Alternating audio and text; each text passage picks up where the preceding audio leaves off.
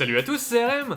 J'espère que vous avez mis votre écran dans le bon sens. Après avoir pas mal joué à la PS3 ces dernières années, j'ai décidé d'enfin passer à la next-gen. Enfin la next-gen d'il y a 10 ans.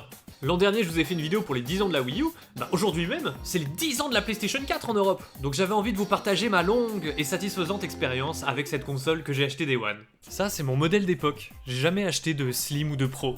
Elle a 10 ans et pas une ride. Bon, elle a bien quelques rayures, la gomme des joysticks de ma manette a commencé à fondre, et fut un temps, parfois, elle éjectait tout seul les disques sans raison. Mais maintenant, elle le fait plus. C'était peut-être dû à la poussière qui s'était accumulée autour du bouton tactile éjecte.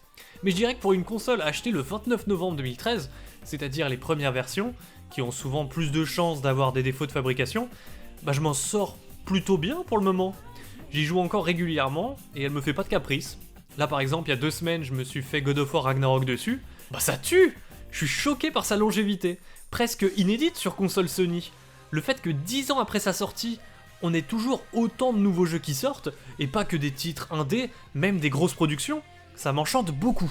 Parce qu'à l'époque, quand la PS4 est sortie, après 2013, la PS3 a pas fait long feu.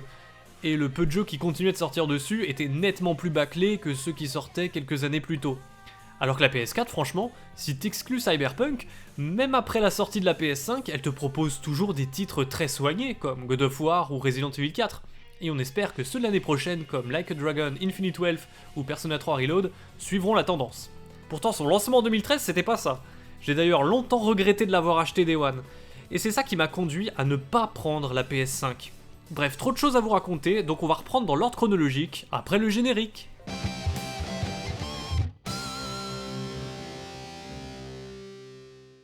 À l'E3 2013, Xbox a fait n'importe quoi, donc tous les projecteurs étaient sur la PS4 vendus 100€ moins cher. Moi j'étais un fanboy Sony, je jouais sur une PS3, que je n'ai pas acheté au lancement d'ailleurs, 600€, très peu pour moi. Donc quand la PS4 a été annoncée au tarif très compétitif de 400€, je me suis dit qu'elle allait pas baisser de prix de sitôt. Donc si c'était pour l'acheter au même prix dans 2 ans, autant l'avoir tout de suite. Et quand on voit que 9 ans plus tard, Sony vendait toujours le modèle Slim à 300€ neuf, je me dis heureusement que j'ai pas attendu une baisse de prix. Donc je l'ai précommandée, et j'ai bien fait parce qu'elle est restée en rupture de stock longtemps en 2014. Enfin longtemps, tout est relatif, à côté de la PS5. En 2014 on n'avait pas de pénurie de composants post-Covid, donc ça s'est stabilisé plus vite. J'ai pu découvrir la console très tôt. Là par exemple c'est ma vidéo unboxing que j'ai postée sur YouTube il y a 10 ans. Alors elle est pas super grande. Je me souviens avoir été surpris par sa taille. Elle était déjà assez compacte, mais elle avait un design un peu trop épuré à mon goût. Je préférais la brillance et les rondeurs de ma PS3 Fat. La PS3 quand je l'avais déballée la première fois, genre j'avais les yeux qui saignaient quoi, c'était un truc de ouf.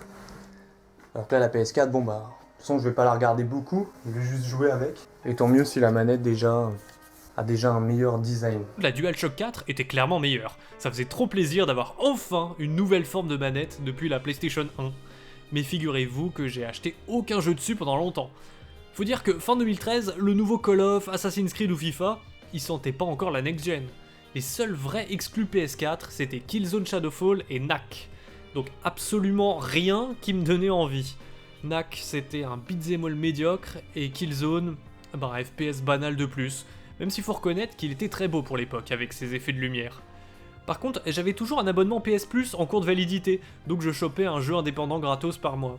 Mes 2 premiers jeux ont donc été Resogun, un bon petit shoot'em up en arène par les créateurs de Returnal, et Contrast, un jeu de plateforme énigme où faut jouer avec la lumière et les ombres pour progresser. Rien de bien dingo pour constater la puissance de la next-gen.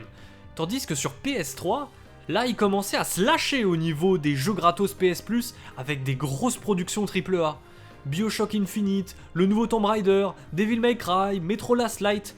Résultat, après avoir obtenu la PS4, je me suis surtout remis à la PS3. Déjà à l'époque, j'étais à contre-courant.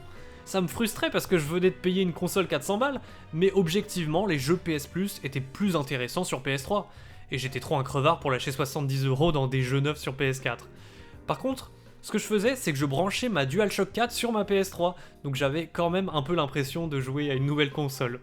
Mon vrai premier gros jeu, ça a été Bloodborne en 2015, mais j'ai déjà dédié une vidéo à mes 2 premières années sur la PS4, donc je vais pas y revenir. Ce qu'il faut retenir, c'est que pendant 2 ans, j'ai quasiment pas joué dessus. Donc quand ensuite Sony a annoncé la PS4 Pro, je me suis senti trop con. Elle était vendue au même prix, 400 balles aussi, donc j'aurais carrément pu attendre celle-là si j'avais su. C'est pour ça que j'ai pas acheté une PS5. j'ai appris de mes erreurs, j'attendrai la version Pro. Et si elle fait pas 2 mètres de haut. Retour en 2016, toujours sur ma bonne vieille PS4 Fat, c'est à partir de cette année que j'ai commencé à y jouer sérieusement. Je me refaisais des runs sur Bloodborne, j'ai découvert The Witcher 3 et ses extensions, Disgaea 5, The Last Guardian, puis à partir de là, la PS4 était dans sa lancée et a enchaîné les gros blockbusters. Uncharted 4, Horizon Zero Dawn, God of War et même le PSVR. C'est là que c'était rentable de s'acheter la console. Enfin non, rentable, c'est plus tard quand les jeux se retrouvaient à 15€ dans les cachets express. A cette époque, le seul que j'ai acheté Day One, je crois que c'est Dragon Quest 11, que j'ai surkiffé au passage. Donc j'alternais entre les sorties Switch et PS4, et dès que je revenais sur cette dernière, j'étais toujours bluffé par ses graphismes. C'était une machine tellement bien conçue, bien optimisée, que les jeux tournaient systématiquement mieux dessus que sur Xbox One. Quand t'avais du 1080p chez Sony, c'était du 900p chez Microsoft, avec plus de chute de framerate. Je te vois, Resident Evil 2. Bref, une machine très aboutie à tous les niveaux, je trouve. Le prix, la performance, l'ergonomie de la manette, la place qu'elle prend sur un meuble, c'est bien plus optimisé qu'une PS5. Si bien qu'elle passe l'épreuve du temps sans souci.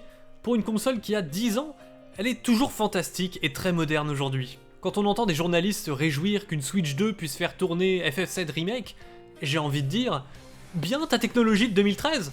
En 2023, 10 ans d'évolution, ça n'a rien à voir avec 10 ans d'évolution dans le passé. En 2013, 10 ans plus tôt, c'était la PS2, et autant vous dire qu'entre un Medal of Honor Soleil Levant et un Killzone 4, il y avait un monde. Alors qu'aujourd'hui, tu t'achètes une PS4 Slim d'occasion à 100€, tu te mets trop bien, même sur des jeux récents, et c'est pas encombrant. Donc c'est marrant, c'est une console actuelle qui a les avantages d'une console morte. Dès la sortie de la PS5, j'ai grave redéveloppé un affect pour elle. Je sentais que j'allais y revenir en mode rétro gaming avec beaucoup de plaisir. En début d'année, je vous en faisais les éloges après vous avoir expliqué qu'il valait mieux acheter ces jeux en format PS4 plutôt que PS5. Et là, je passe tellement un bon temps dessus que j'ai envie de vous en parler à fond, vous faire plein de vidéos. Mais j'ai conscience que YouTube est peut-être pas encore prêt à ce que je parle de la PS4 comme du rétro. C'est pas assez tendance vintage. Donc je vais peut-être attendre un peu et rester sur du contenu PS3 pour le moment. Mais aujourd'hui, c'était les 10 ans de la PS4, je voulais pas rater cette occasion de vous dire que c'est ma PlayStation préférée.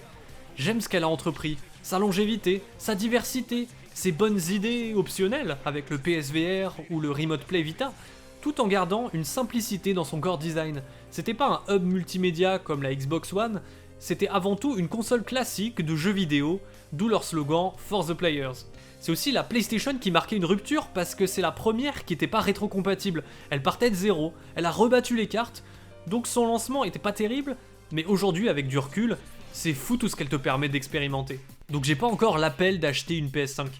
Les gros jeux Sony ont continué de sortir sur les deux consoles. En 3 ans, j'ai le sentiment d'avoir raté que 3 grosses exclus. Returnal, Ratchet et Spider-Man 2. Tous les autres jeux, je peux déjà les faire. Comme je vous le disais, je viens de finir God of War Ragnarok.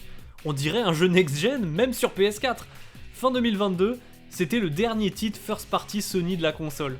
Et quelle façon de lui dire au revoir. C'est vraiment pas un portage au rabais, vu que c'est la console de base sur laquelle le jeu a été développé. Donc même si la version PS5 a des petits ajouts, notamment les 60 FPS, c'est un jeu qui peut complètement se faire sur all gen. Il tourne trop bien.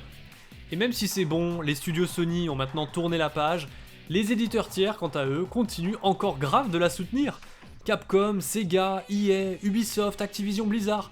Cette année, on a encore eu du gros AAA bien gras. Mais c'est pas tout, les jeux indépendants sont toujours de la partie. Vu qu'ils sortent en priorité sur Switch, c'est pas la puissance de la PS4 qui va les ralentir. Et moi qui aime bien les JRPG de niche, on est encore servi côté Square Enix ou Nipponichi Software. Parce qu'à une époque, tous les jeux qui pouvaient pas se payer des graphismes Full HD dans l'air du temps, pour garder un peu la face, ils choisissaient de sortir juste sur console portable. C'est comme ça qu'on s'est retrouvé avec plein de pépites pas très connues sur PSP ou sur PS Vita. Avec des graphismes pas renversants, mais avec des mécaniques très profondes.